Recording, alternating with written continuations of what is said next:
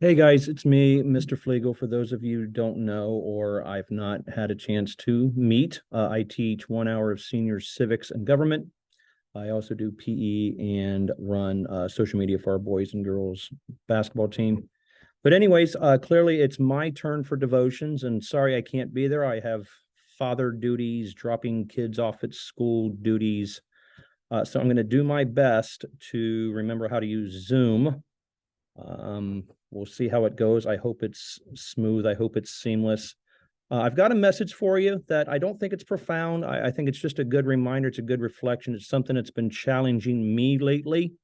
And I feel like I should just share it with you. And I pray that it blesses you. I pray that this goes smooth and you understand, and that it gets you a good start to your day. So I kind of got this PowerPoint here to remind myself the direction I want to go. But I want to show a video to start. It's a comical video. It's a video you're going to watch and you're going to say, what does this have to do with anything? But just kind of want you to watch it. It's called Teaching 9 to 5. The Struggle is Real. We're going to watch like 2 minutes of it, and then we'll build from there. Here we go.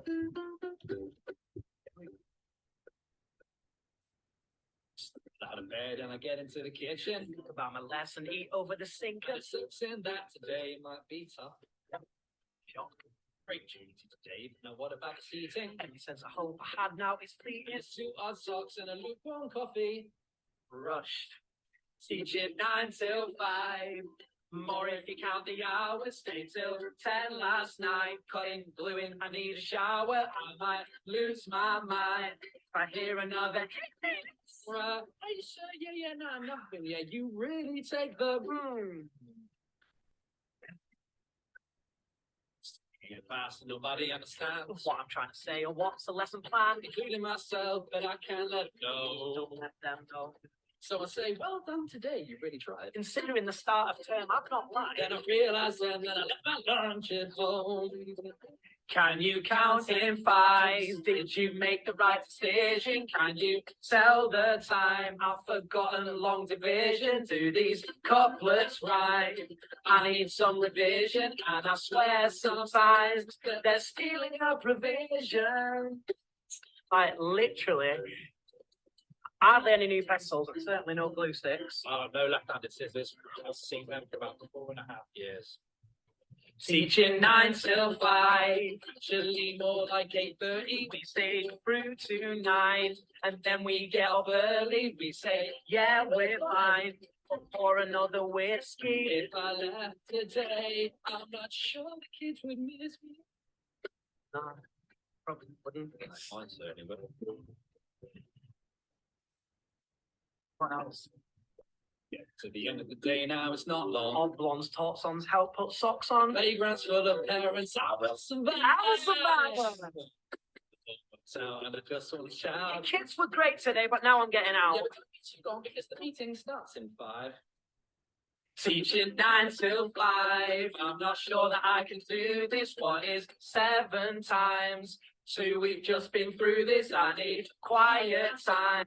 All right, so there we go. Let's stop it there and figure out what's the point of this video. So when I was watching this video and I was preparing this message, it kind of reminded me of everything that we teachers kind of go through, some obstacles.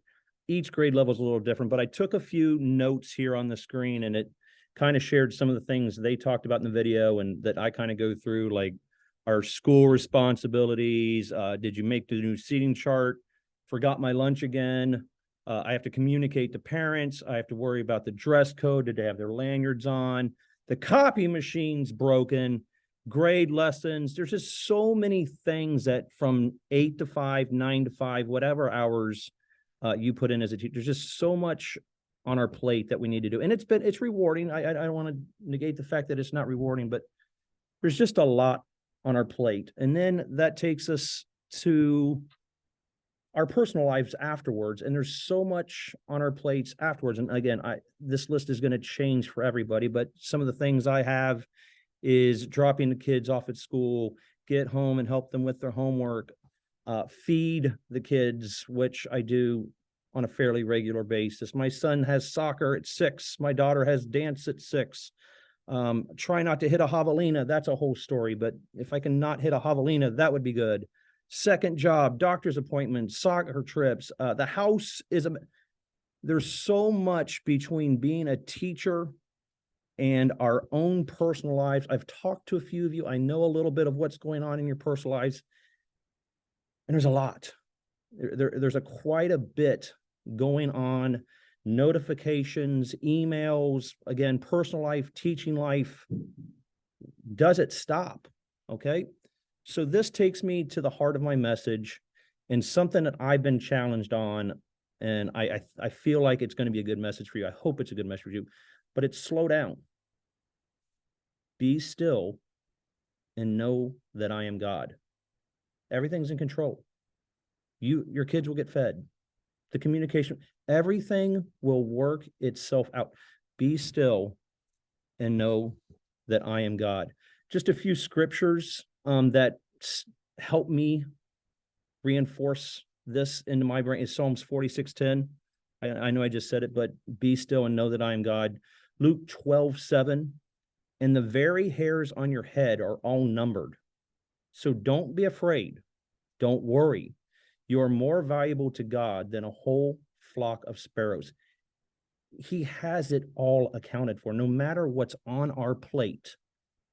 Personal life, teaching life, he's got it taken care of. And in our school verse, Jeremiah 29:11, for I know the plans I have for you, declares the Lord. There's nothing to be worried. There's nothing that I'm going to put on your plate that you can't handle. It could be testing. It could be challenging. Be still, slow down, know that I am God, and he's got it taken care of. Then I went in and I found some situations, and we're going to know these. I found 5 situations where, as busy as we think we are in our lives, Jesus had quite a busy life, as we all know. And I just pulled up a few little situations here. The first one comes in Mark 1, verse 40 through 45, when Jesus was healing the leper. It says, Jesus healed a man with leprosy. That's probably way more than I'm ever going to do in a day. His life was busy. But afterwards, he withdrew to a desolate place to pray. He needed to be still. He needed to get away. He needed to take time for himself. Okay, a second one, Mark 14:13 through 23, with a feeding of the 5,000. After feeding the large crowd, just 5 loaves of bread and 2 fish. We all know the story. Jesus sent his disciples, aka students, away, went up to the mountain, maybe our classroom, to find time to pray by himself. A third one, John 9, the healing of the blind man. Jesus healed a man who was born blind, but then, of course, withdrew from the crowds and went away.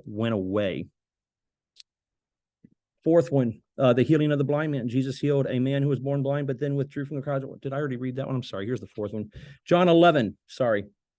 The raising of Lazarus. After raising Lazarus from the dead, again, look at my list of teaching responsibilities, look at my list of personal responsibilities, and none of it compares to this. But after raising Lazarus from the dead, Jesus withdrew to a town called Ephraim to rest and pray. And in my last example, I just want to pull up for you, Mark 7, the healing of the deaf and mute man. Jesus healed a man who was deaf and could not speak, and then charged the crowd to keep the miracle quiet. After this, he went away to the region of Tyre and Sidon to rest. So I feel like you're getting the point of my message, is that there's so much, again, going on, so much on each one of our plate. Every plate's different, but everything is ordained. Everything is planned. Everything will go according to God's will. And sometimes we just need to stop, get away, retreat, withdraw, the Bible says, and find time for ourselves. Okay, so I've got my next video. It's about a minute or so, and it's going to wrap up my devotion here today. But what it's going to ask you to do, and what I'm going to ask you to do, is to count the number of passes with the basketball. You can see a basketball here and a basketball here. So maybe with the person you're sitting next to, see if you can count the number of passes that take place in this 1 minute video. Okay, here we go. How many passes does the team in white? Sorry, the team in white. 2, 3, 4.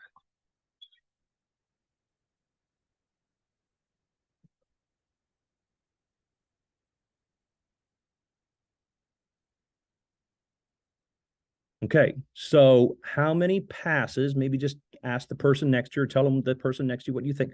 How many passes did you see the team in white make? Okay, so here we go. The answer is 13. 13. But did you see the moonwalking bear?